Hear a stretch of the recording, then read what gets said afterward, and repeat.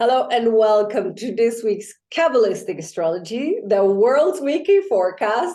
Matt Taylor and we are going to give you, like Matt is giving you an overview over the planets of the year, what's going on, the major steps and things.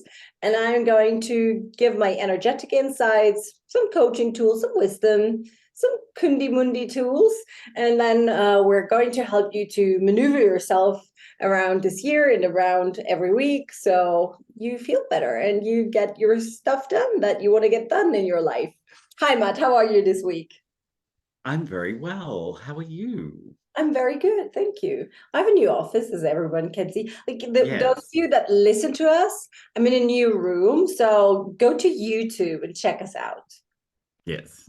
We call Yes, it a lovely new room for this for a yeah. minute. Yes, it looks good. She's sitting in a cellar. Well done, So honey. let us know what's going on. Okay, right. So last week we talked about Pluto and Saturn. And really what we're doing today is just continuing on with a few insights into 2023, what planets are moving, what are staying the same, what can we feel in the energy patterns of the planets that they're laying down for this year, 2023. So if you want to go back and listen to what's happening with Pluto, because it's very important, and Saturn, it's very important because they're changing. Pluto's beginning to change, Saturn will change. You can go back to last week's video about astrology 2023, and that's kind of part one, but you don't need to listen to it first before you listen to this now. So No. you can listen to this one and then go back to the other one. It's all good. Okay, so what I thought we could start with is Jupiter, because Oh Jupiter is also yes, moving. bring Yeah, the fun in. bring Woohoo! the fun in. Yes. Yes. Jupiter, we can talk about with smiles. So we can talk about them all with smiles, really. They all do a good job. Jupiter is moving twice this year. Mm-hmm. Sometimes Jupiter takes about a year to really move signs. Sometimes it can take 6 months. Depends on how many retrogrades a planet does in that sign, is really what determines how long it's going to be there. If it's doing a retrograde, it will slow it down. It'll be in there longer. If it's not really doing one, it'll just move through in about 6 months. So Jupiter will move from Pisces. Jupiter was in Pisces for most of last year, 2 or 3 months it went into Aries, and then it retrograded back into Pisces, and now it's completely out of Pisces and it's in Aries. It's already in Aries. Jupiter went into Aries this month, and it will be there until the middle of the year. So Jupiter in Aries, what is that? First of all, what is Jupiter? Jupiter is really the planet of what we call miracles, where things are flowing, things are easier, things are expanding, things are growing. It all feels very aligned. We really have a sense of certainty or trust, or some people call faith, right? Or we call it in Kabbalistically a certainty, because I always think that feels a lot stronger, that you're really connected to your universe when you with that word. So certainty in your cosmos. So Jupiter is bringing that in, into as a positive. Its negatives are that it can be a little extreme, or create behaviors that are very black and white, or religiosity, doing things that are very like not traditional, but very routine, without consciousness, so, and set in your ways. So the positive here for Jupiter in Aries is quite good, because Aries is a fire sign. We really haven't had a big planet or an outer planet in a fire sign since the end of 2019. So here we get Jupiter in Aries, and even though Jupiter it's only one planet in a fire sign out of the 5 outer planets, it's because it's so big, it really does bring a big difference. I think if you combine the size of all the other planets, not including the sun, obviously, but if you combine all the planets together, they come up with around the same size as Jupiter. So, you're kind of getting a lot of energy. Yeah, it's big, right? So Jupiter is really about like bringing in expansion and growth into a fire sign. The fire sign of Aries is really about me, or myself, or my existential question, my identity, who I am. So really what we're getting is a kind of a renaissance or a reawakening of ourselves or our identity, our individuality, who we are, an inner renaissance, if you like. It's bringing in the power of the individual more so. So this first 6 months, we're going to feel empowered, or we're going to have awakenings, or we're going to see things about ourselves.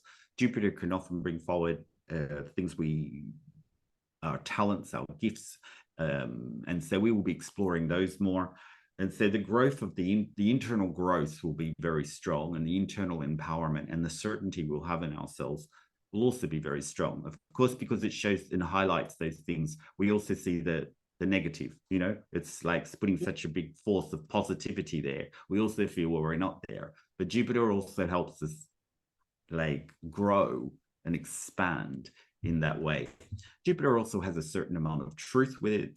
It rules Pisces, it rules Sagittarius. These are the signs that are very concerned with beliefs and truths and the meaning of life and all of those things. So it brings a lot of that kind of feel with it. It brings a lot of spirituality with it. And being in Aries, it's really focusing in on ourselves. That's beautiful. What it reminds me of is like Jupiter in Aries. Aries is ruled by Mars, right? See. And Jupiter is what's really fascinating for me is in yoga and in many meditative traditions, etc. What we do is we do the very famous Gyan Mudra, which is you bring your index finger and your thumb together.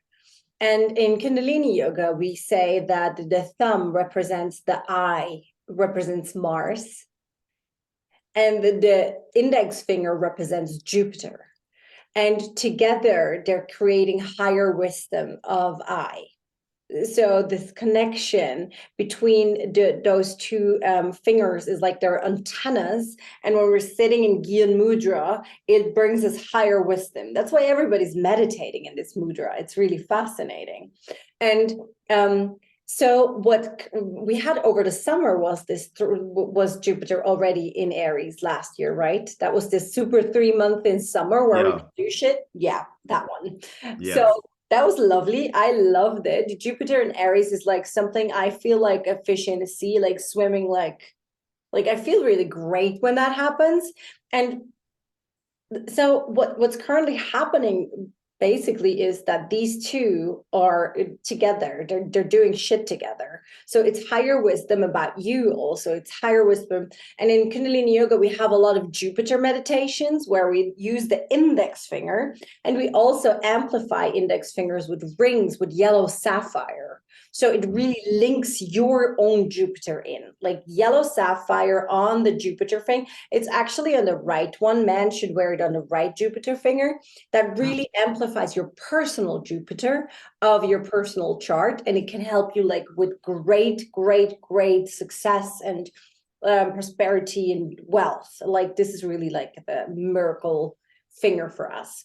So, and this Jupiter in Aries, like it feels to me like it's giving speed. So when Jupiter goes into Taurus, then like we're able to like really harvest the love, the higher love, the wealth, the prosperity, the abundance, like this is how it feels to me. But I'm really curious what the Kabbalists say too. Yeah. I mean, that's spot on. That's, that sense of speed and entrepreneurialism and feeling excited and, the Mars energy of really pushing forward and being a bit braver and being a bit more excited and passionate about things. They're very Aries kind of qualities, they're the kinds of energies that we experienced in this month of really like being brave and pushing forward. Now, some signs are not particularly brave, they're not particularly forward.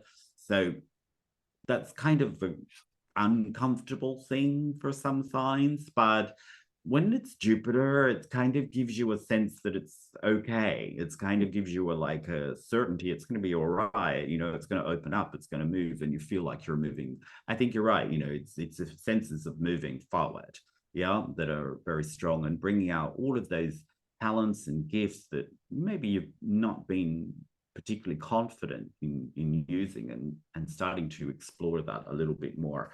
So those are very Aries kind of kind of feelings, you know. I love that. And yeah, and I think we need it. You know, people are very sort of like heavy with the 20 to 22, 3 year kind of period of really all of these structures and all of these Change. changes and collective, you know, fears rising, and Oils. all very big things, very collective things, very big structure things in the world really changing. There hasn't been much fire energy means what is my place in all of this? Who am I in all of this? You know, so that it sort of now can mean, well, what's your place in all of this collective and all of this change? You know, what do you really want to do with yourself? So that's the first 6 months of the Jupiter in Aries. And then in the second 6 months, as you said, we will have Jupiter in Taurus. Now, this is a great match. It's very nice things together. They sit together very beautifully. Yeah. The Jupiter is like, Jupiter also in the bigger picture, it rules the nation's wealth. And Taurus is all about wealth and finances. So in the second half of the year, it doesn't mean everything's going to go well, but it means that at least there'll be some focus. Jupiter can magnify things, you know, and start to put focus on how can the country's wealth, the country's abundance, all of those things, because Jupiter is really bringing that energy with Taurus in the financial systems. It can really like bring a certain growth or expansion to the material world on how we can go forward and, you know, or see where the problems are, or start to have confidence that we can do something. It can boost economic systems or highlight where the economic systems are not working, even though we've had those highlighted. They will bring out even more. And, you know, and it's sort of like, because the Taurus are kind of good life kind of people, you know, enjoy the nature, enjoy food, enjoy surroundings. The Jupiter brings out, let's have a simple but good life. You know, like it brings a certain maybe simplicity to it, like a Taurian has. And I mean that in a positive way. You know, like to enjoy beautiful, simple things is what Taurians love to do. And this Jupiter brings out, you know, is it so necessary that we have all of these extravagances? Can we not enjoy simplicity and quality and good, a better life, but without an extravagant life? So this is the question that we will get at the end of the year.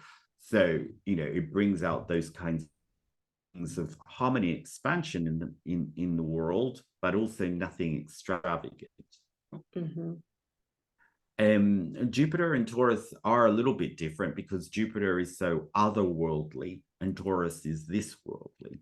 So it starts to explore, where do you get your certainty in this illusionary physical reality, this fleeting reality of have it, don't have it. You know, one had it one day, left it, gave it away, it left me, whatever. All of this sort of stuff. It helps or expands the senses of certainty in an illusionary reality.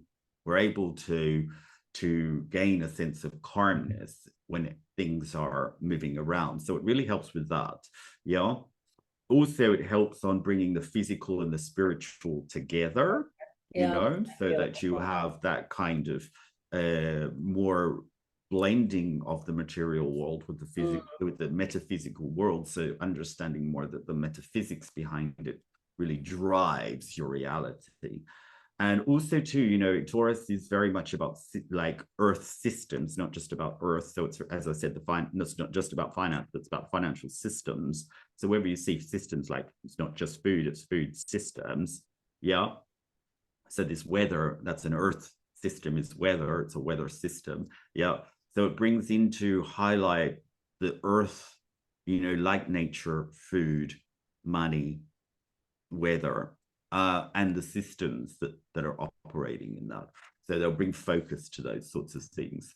So I see here, it's very earthy kind of, bringing a spiritual thing to a very earthy reality.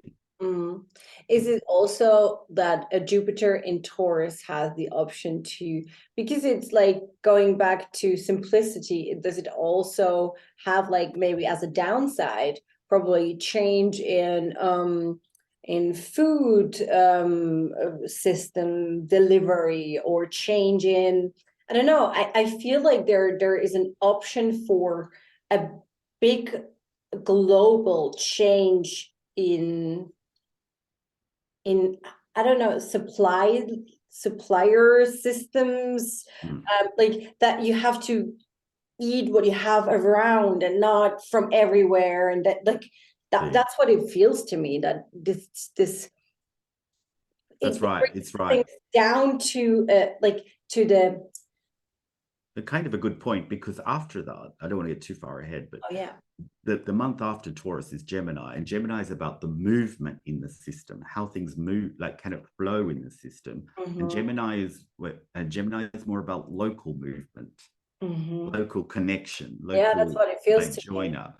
So you may see a rebirth or a renewal in interest in local supply systems over the next year. I mean, globalization is rapidly coming to an end. They're trying to stop us from flying. They're trying to stop us from moving so much. They're putting up more tariffs. They're putting up more regulations.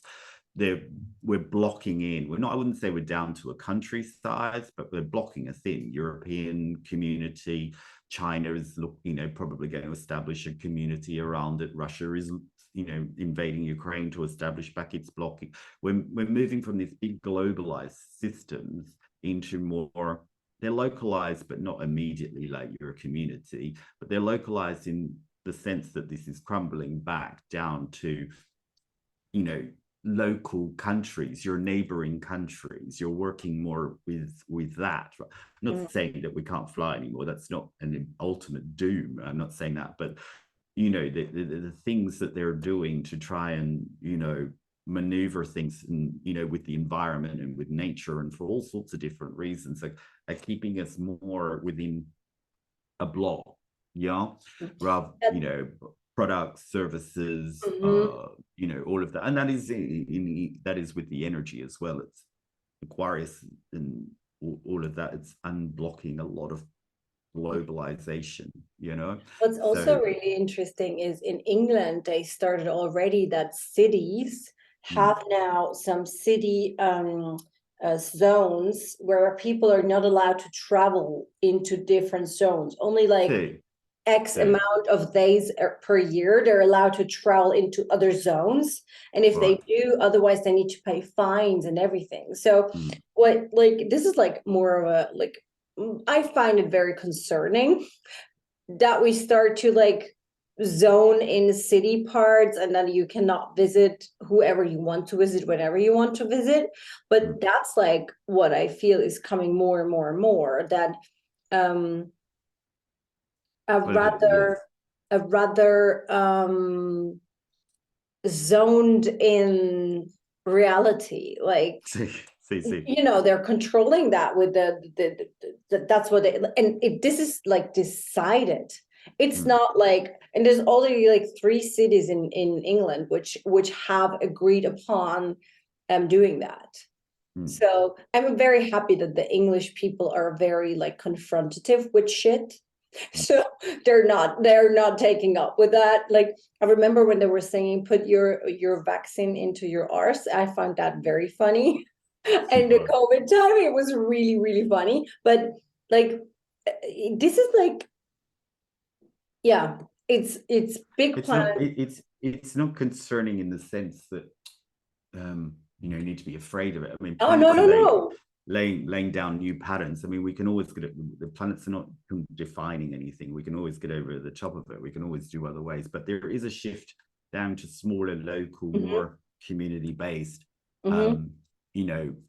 away from these long supply systems, long globalization, big movements of people, all of those sorts of things. Soybeans from South America and massive migration, all of that.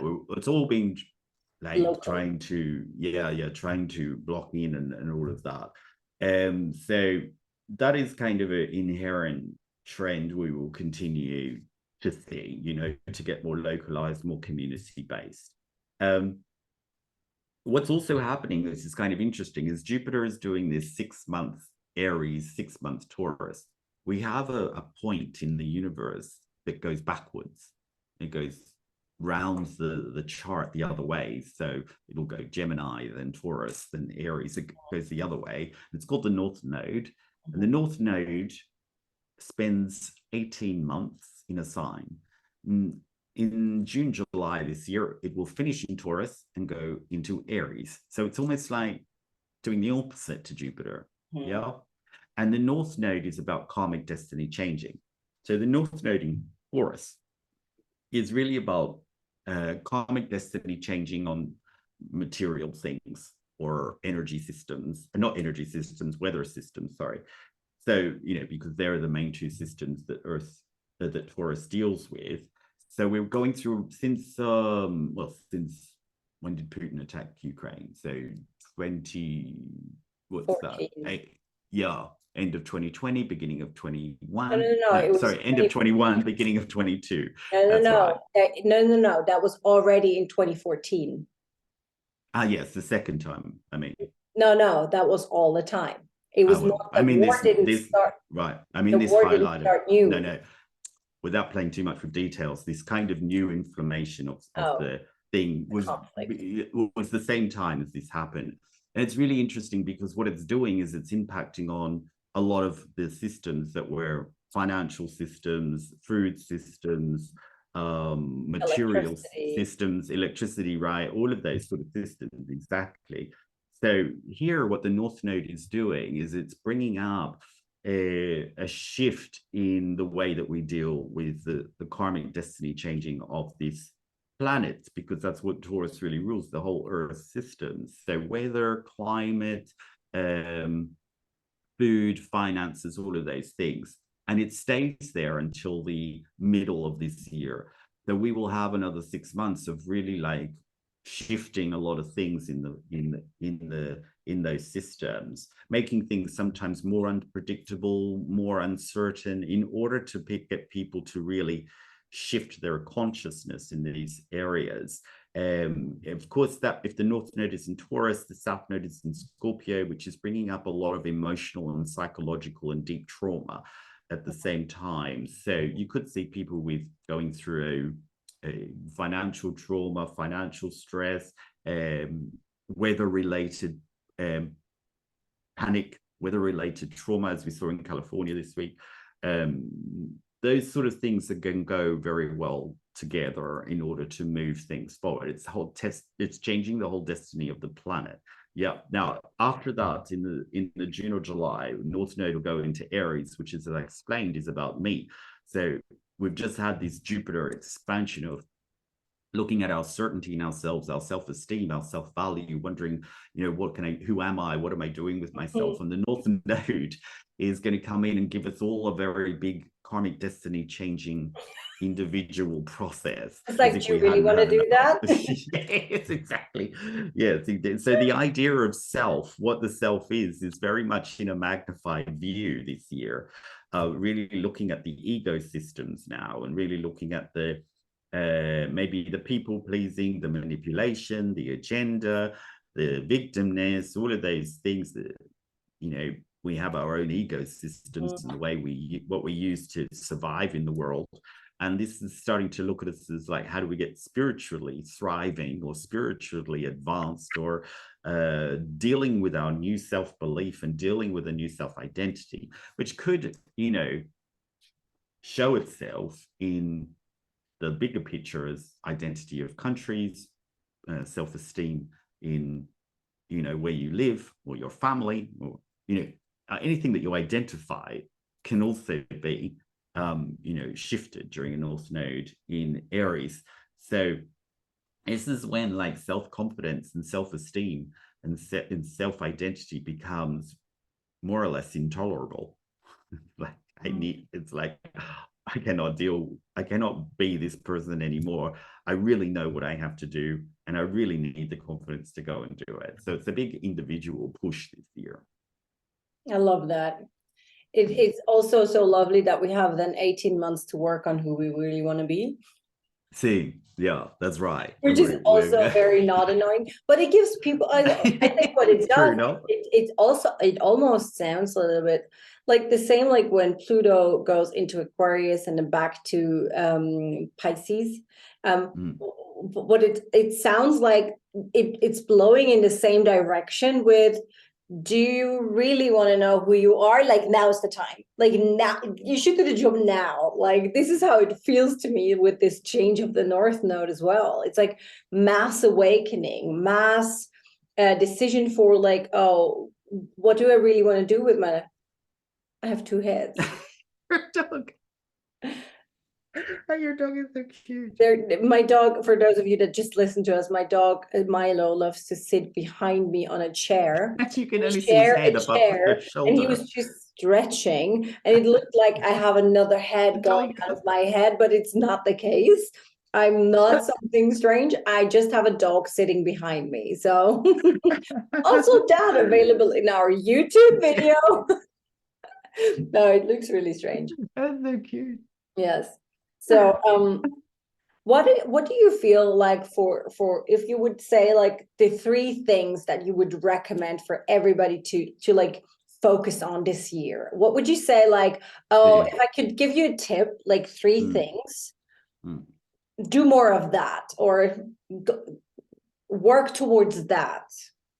Yeah, I think one of them is like we've been through a big collective like human shift, big structures changing, big traditions changing, bringing up collective fears, all of that. Very Pluto, Saturn, Aquarius, Pluto, Capricorn, a lot of Capricorn and Aquarius energy, which deal with structures and the collective.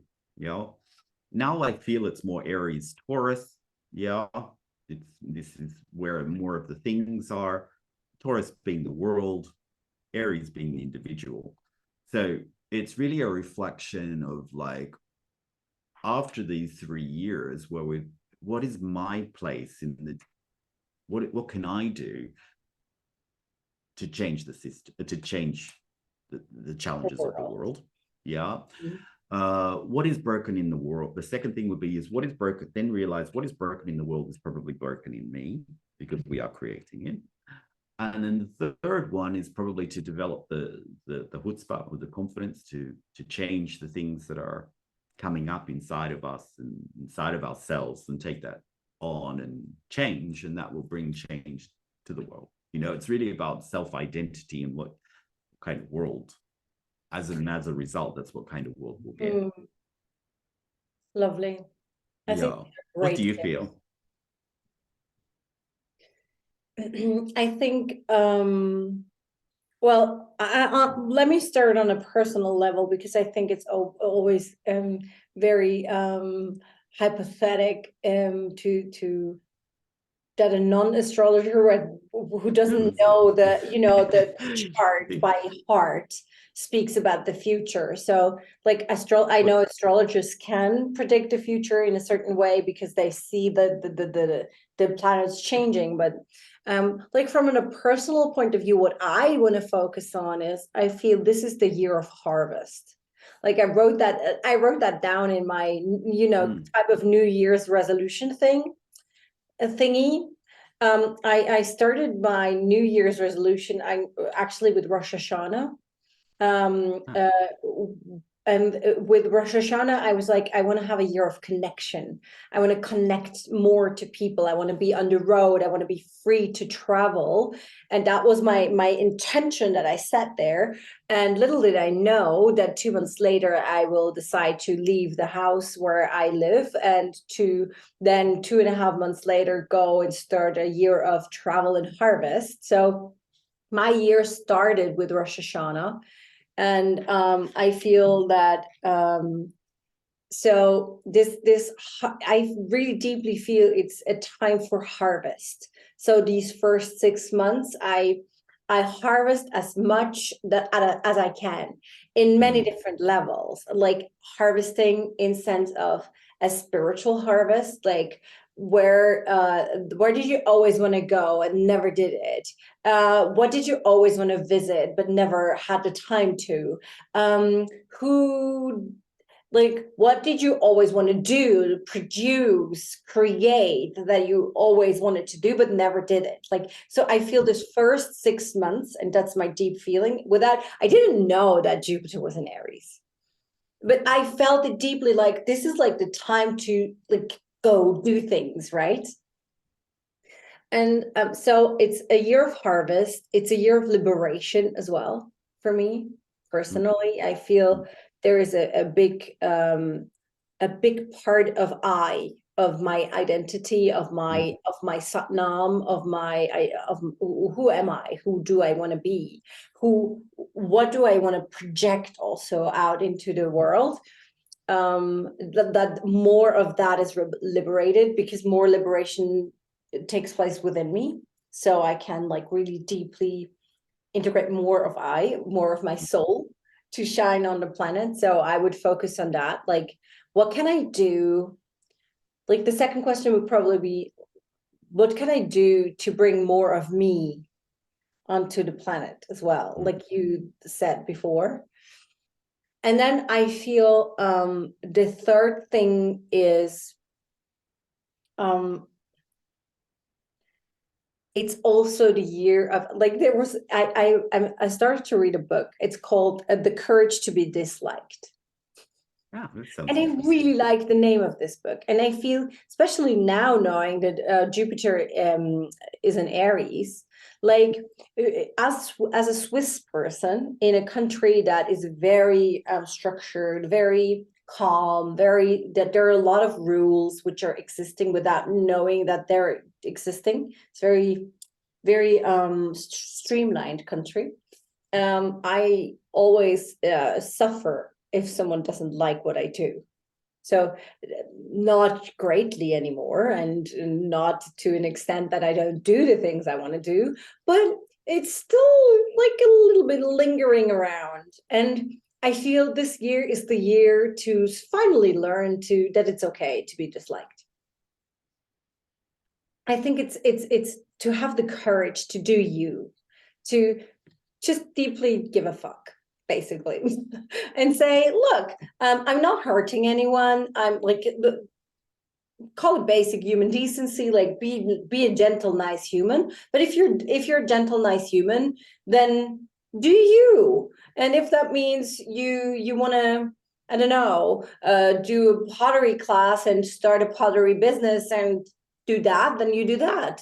If it means walking around as a holy one and going to spiritual places, you do that. And if it means you want to go for the CEO position as a woman with 30 years, then you do that. Like, you do you, whatever that means for you. And basically not caring so much what other people say, think, or feel about you. Yes, I like it. It's a real go for it kind of energy Yes. coming in over it. Yes, which I think is exciting, and people putting in new seeds for new things.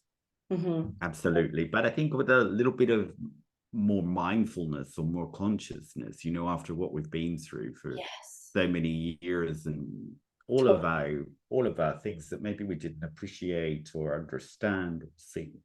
I mean, I know I've grown a lot. I'm like just not the same person as what I was 4 years ago. Oh no, not even close. It just can't be. It can't be, So you're coming with a whole new approach to things. I think that is maybe.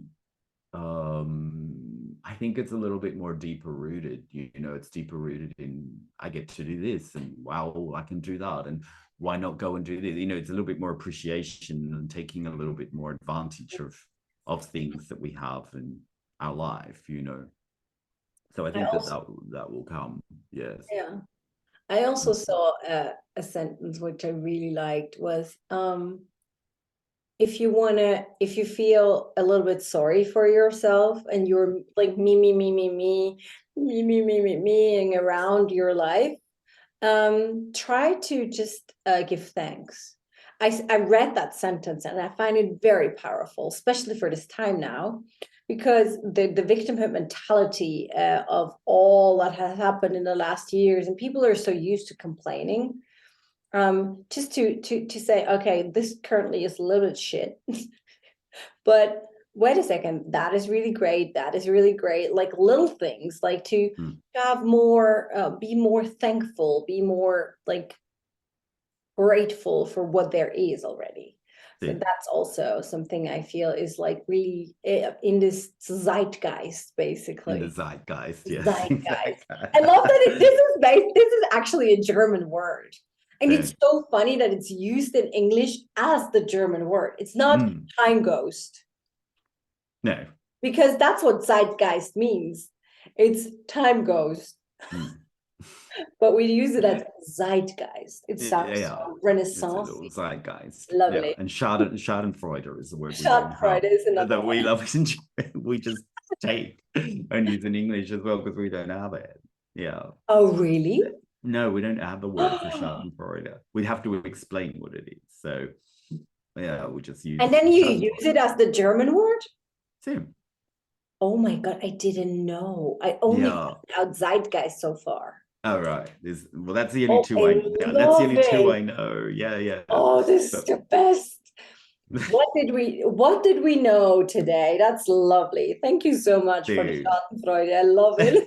It's Schadenfreude. Well, the reason I know it is because it kind of taps into my humor, you know. Yeah, unfortunately, it's not a very nice sense of humor. I do have that aspect to my humor. Yeah. Yeah, it's very English. Yeah. Schadenfreude, no. I love it. Yeah, I'm surprised we don't have a word because we do the English sense of humor as a sense of humor. Oh yes, totally. Yeah. Totally. I think they would probably call it black humor, like yeah, it's dark humor. No, it's very dark. Yeah, it's almost irony, but it's different. It's not quite the same. No, it's not the same. It's even a little bit more evil. Yeah, it is, isn't it? You're like, someone did you mean, and then you're like, something happens to that person, and you're like. Yes, it is. I love it. So good.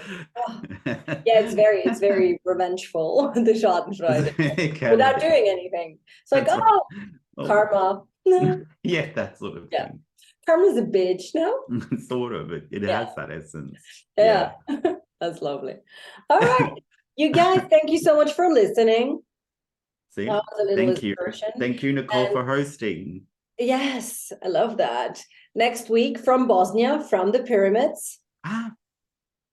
We will have a new background. Like now will have a new background each week. So be surprised. It's surprising. It's surprising. We've got a new background this week. It's sort of like it will be like next week we'll be in Bosnia, and then we will be back to Switzerland for 1 or 2 weeks, and then we will go to Italy, Florence. We will be.